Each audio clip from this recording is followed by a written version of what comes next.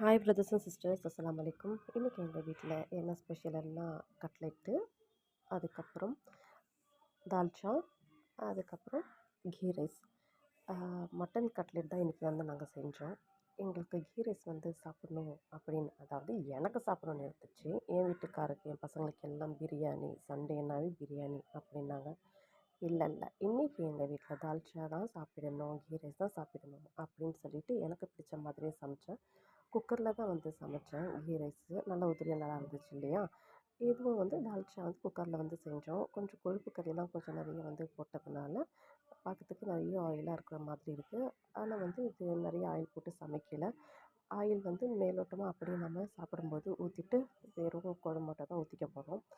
அதுக்கப்புறம் ஆளுக்கு ஒரு பிளேட்டில் போட்டு தால்ச்சா கட்லெட் வச்சு நல்லா சாப்பிட்டு இன்றைக்கி பொழுது நல்லபடியாக ஒட்டியாச்சு. வாங்க சாப்பிடலாம். தேங்க்ஸ் ஃபார் வாட்சிங். பாய்.